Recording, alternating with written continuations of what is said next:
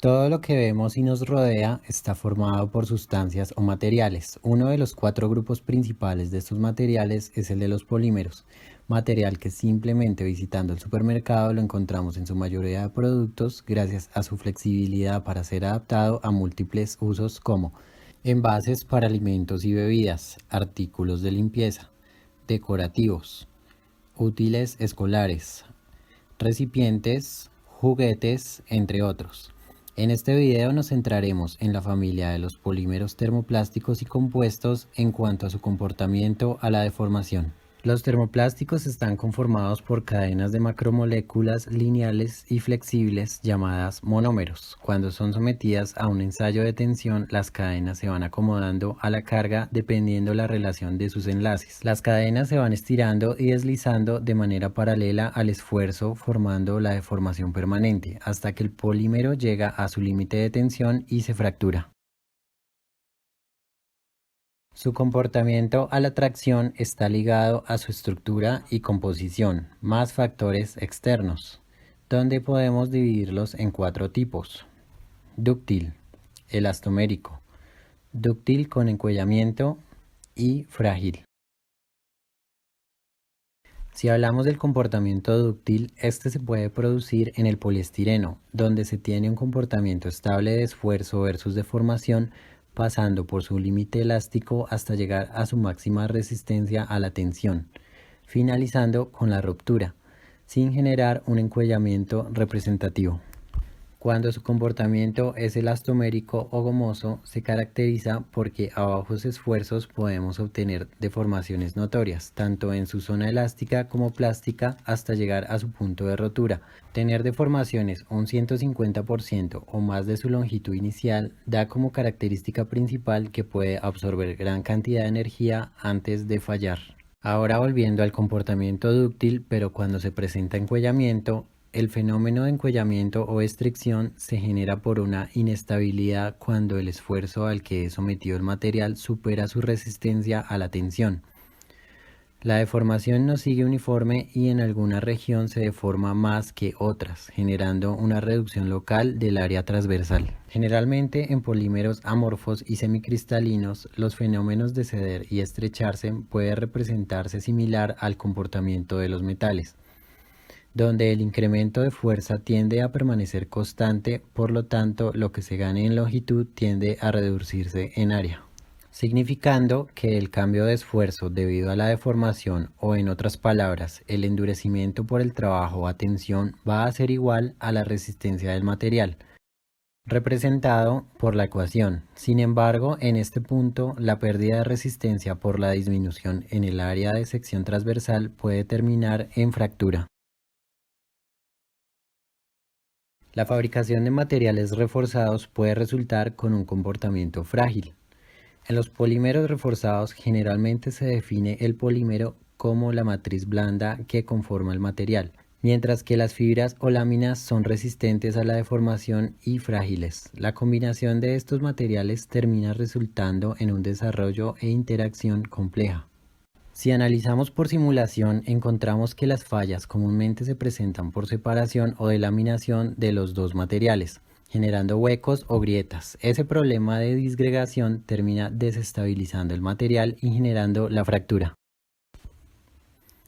Cuando los termoplásticos frágiles como el polimetilmetacrilato o el poliestireno cristal se exponen a una tensión de tracción alta, se produce un deterioro que resulta en la formación de grietas de un tamaño micrométrico, que afectan la transmisión de la luz, causan distorsiones ópticas y reducen las propiedades de la resistencia del material, comúnmente conocido como agrietamiento o crazing, que es estrechamente relacionado con los fenómenos de fractura, transición frágil-dúctil y sucedencia en un rango específico de temperaturas.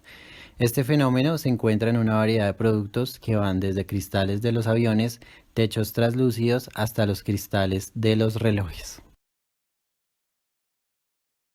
Ahora evaluaremos factores externos que también influyen en su curva de estrés contra deformación, empezando con la temperatura. Cuando se tienen cambios en la temperatura, encontramos que las cadenas que conforman el polímero se desplazan con mayor facilidad, por lo que se puede perder resistencia a la tensión.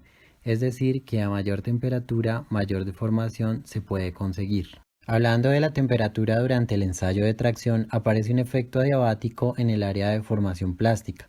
Debido al trabajo a tensión al cual se está sometiendo el polímero, el desplazamiento de sus cadenas generan calor.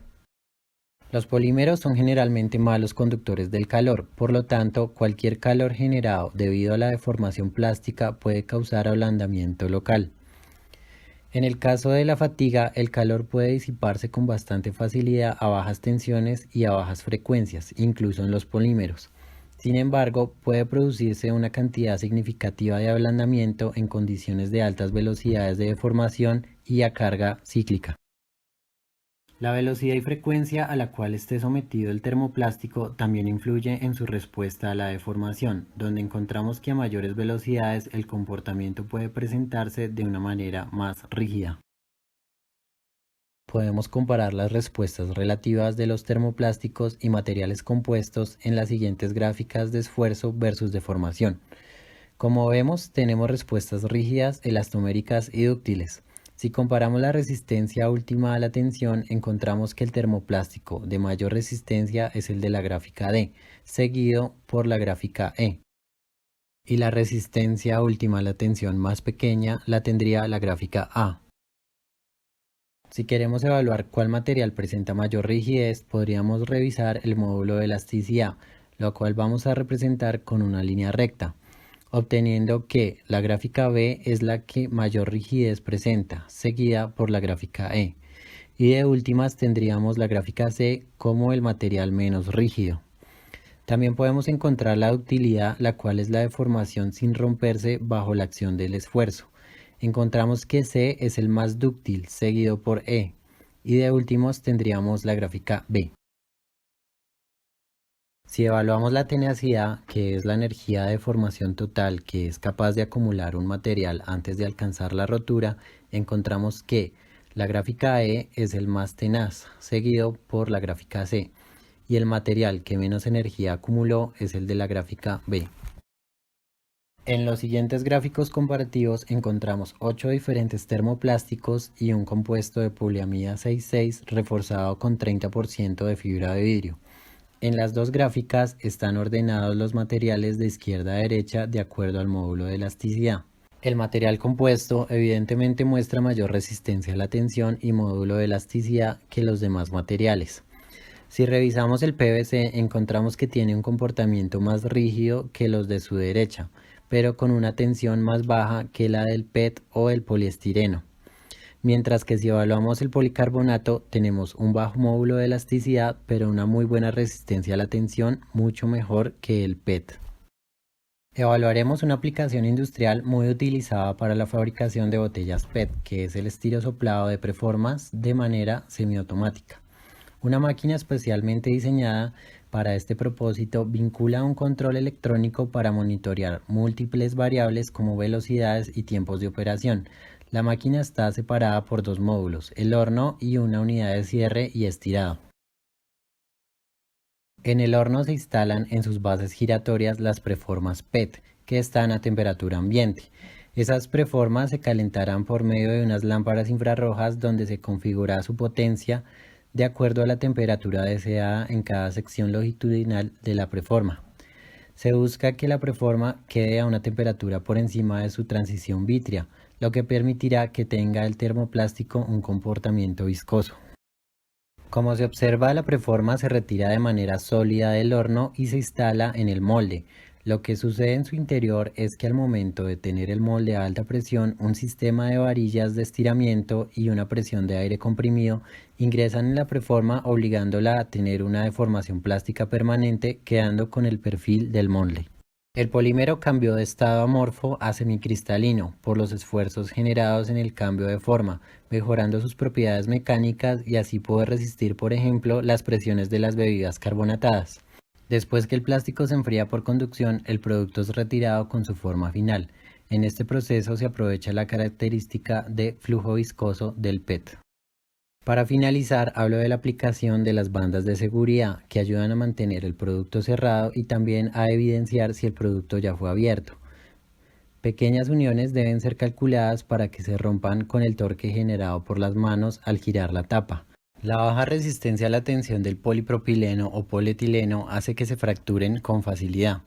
Para abrir una tapa se requiere alrededor de 22 Nm de torque, y al descomponer las fuerzas encontramos que cada uno de los 8 puntos de unión llega a una tensión de 28 a 33 megapascales, causando que algunos se rompan con más facilidad que otros, hasta finalmente la tapa se separa de su banda de seguridad. Resumiendo las características más importantes, concluimos que los termoplásticos amorfos y semicristalinos pueden tener una gran deformación sin romperse y muy buena tenacidad.